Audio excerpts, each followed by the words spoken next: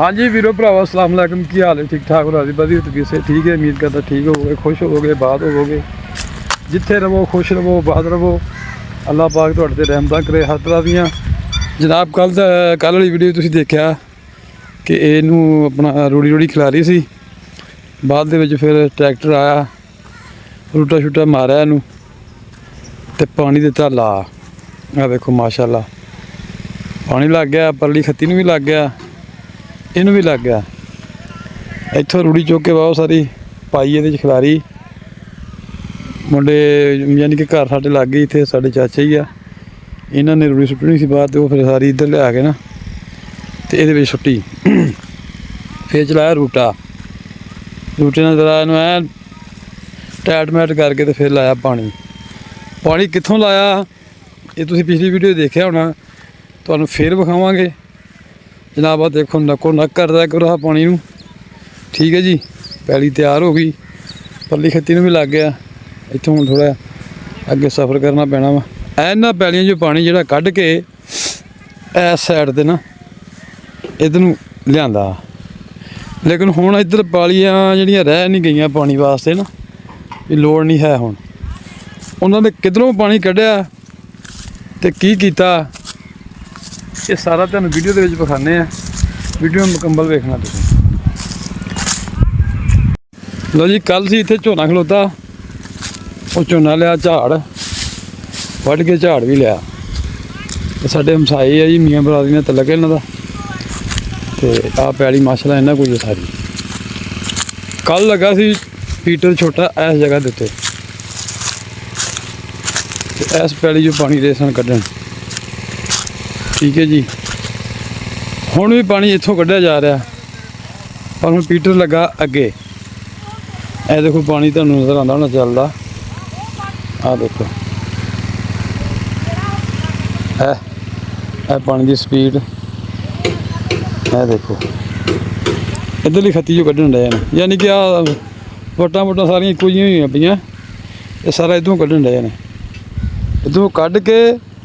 इधरों ए खाली च पा के ए नाल वीडियो विखानी मैं तुहानूं पूरी देखो कितना कुछ करना पैन दिया सिर्फ बारिशां ज़्यादा होने की वजह तो आ नाल आ चेक करो आ सारा पानी जिहड़ा ना वो परली खत्ती चों कढ़ के इंज खाली च पाया इस ते तुहानूं अगे विखाने आ अगे कित्थे कड्ढण डए आ। वैसे तो राह बंद भी होया होना वा क्योंकि पानी अगर डिगना परले पासे चिक्कड़ भी होना वा ए देखो माशाअल्लाह भरा साडा मेहनती बड़ा आ मेहनत बहुत करता है। अस्सलाम वालेकुम छोटे मुंडे नूं पता मैनूं नहीं पता हाँ जी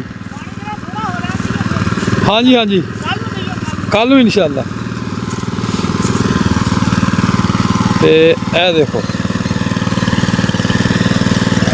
वो तेरा भला डिगन लगा था ए देखो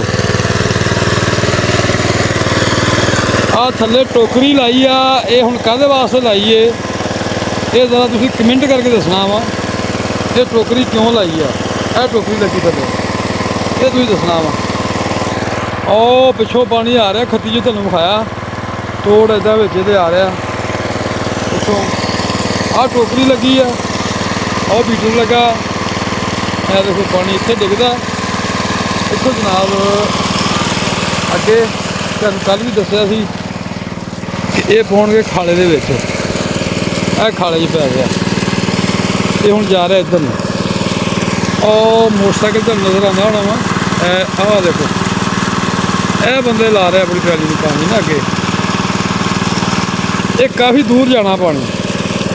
इदां सीधा सीधा ही ए देखो आ पीटर ये पानी कढ़ रहा इधरों नहीं जा रहा इधरों नहरी पानी भी नाल लगन दिया आ भी लगन दिया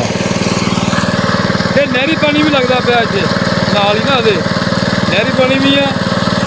यह भी पानी है दूजा जिहड़ा पैली जो कड्ढण डे ये भी लगन दिया बड़ी मेहनत आ बड़ी मशक्कत आ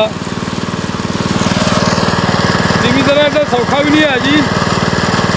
हर बंदा कहता जिमीदार बड़ा ਕਮਾਉਂਦਾ ਤੇ ਇਹ ਤੇ ਬਹੁਤ ਖਰਚੇ ਨਹੀਂ ਵੇਖਦੇ ਹੈਗੇ।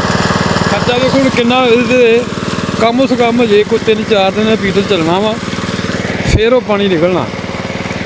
ਤੇ ਖਰਚਾ ਵੇਖ ਲਓ ਕਿੰਨਾ ਆ ਜਾਣਾ ਵਾ ਇਹਦੇ। ਇੱਕ ਬੰਦੇ ਤੁਸੀਂ 1500 ਰੁਪਇਆ ਵੀ ਦਿਹਾੜੀ ਲਾ ਲਓ, ਇੱਕ ਬੰਦਾ ਉੱਤੇ ਹੋਵੇ ਉਹਦੀ ਦਿਹਾੜੀ ਵੱਖਰੀ, ਤੇਲ ਦਾ ਖਰਚਾ ਵੱਖਰਾ, ਫਿਰ ਜਿਹੜੀ ਆ ਮਿਹਨਤ ਕੀਤੀ ਆ, ਇੱਕ ਦੋ ਬੰਦੇ ਸੱਦ ਕੇ ਆ ਸਾਰੀ ਕਢਾਈ ਆ, ਇਹ ਵੱਖਰੀ ਆ। ਤੁਸੀਂ ਕਮੈਂਟ ਕਰਕੇ ਦੱਸੋ ਕਿ ਕਿੰਨਾ ਕੁ ਔਖਾ ਹੈ ਜ਼ਿਮੀਂਦਾਰਾ। ਆ ਦੇਖੋ ਨਾ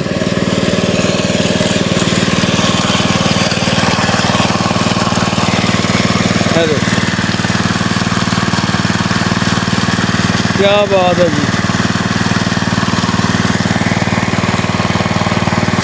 ਇੱਥੋਂ ਪਾਣੀ ਡਿੱਗਦਾ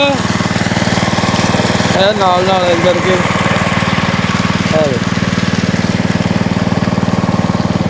ਸਿੱਧਾ ਖਾਲੇ ਦੇ ਵਿੱਚ ਸਿੱਧਾ ਹੀ ਗਾਂ ਨੂੰ।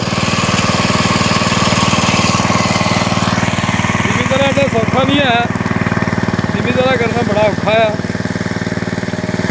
ਜਿਹੜੇ ਭਰਾ ਘਰ ਬਹਿ ਕੇ ਕਹਿ ਦਿੰਦੇ ਨਾ ਯਾਰ ਉਹ ਕਣਕ ਦਾ ਰੇਟ ਵੱਧ ਗਿਆ, ਉਹ ਝੋਨੇ ਦਾ ਰੇਟ ਵੱਧ ਗਿਆ, ਭਾਜੀ ਜ਼ਿਮੀਂਦਾਰ ਤੱਕ ਬਸ ਦੁਆਵਾਂ ਹੀ ਪਹੁੰਚਦੀਆਂ ਆ। ਬਾਕੀ ਜਿਹੜੇ ਜ਼ਿਮੀਂਦਾਰ ਉਹਨਾਂ ਨੂੰ ਪਤਾ ਹੀ ਆ, ਜ਼ਿਮੀਂਦਾਰ ਤੱਕ ਦਵਾ ਹੀ ਪਹੁੰਚਦੀ ਬਸ। ਪੂਰਿਆਂ ਸੂਰਿਆਂ ਜੀ ਸ਼ੁਕਰ ਹੈ ਅੱਲਾ ਦੀ ਜ਼ਾਤ ਦਾ, ਅਲਹਮਦੁਲਿਲਾ ਕਿ ਅੱਲਾ ਦੀ ਜ਼ਾਤ ਰੋਟੀ ਦਿੰਦੀ ਆ, ਹਰ ਇਨਸਾਨ ਖਾਣ ਡਿਆ, ਹਰ ਜ਼ਿਮੀਂਦਾਰ ਖਾਣ ਡਿਆ। ਵੀਡੀਓ ਕਿਸ ਤਰ੍ਹਾਂ ਦੀ ਲੱਗੀ ਹੈ ਇਹ ਕਮੈਂਟ ਕਰਕੇ ਲਾਜ਼ਮਨ ਦੱਸਣਾ। ਤੁਹਾਡੇ ਵਾਸਤੇ ਸਪੈਸ਼ਲ ਵੀਡੀਓ ਬਣਾਈ ਹੈ ਤਾਂ ਕਿ ਸਾਡੇ ਵੀਰਾਂ ਭਰਾਵਾਂ ਨੂੰ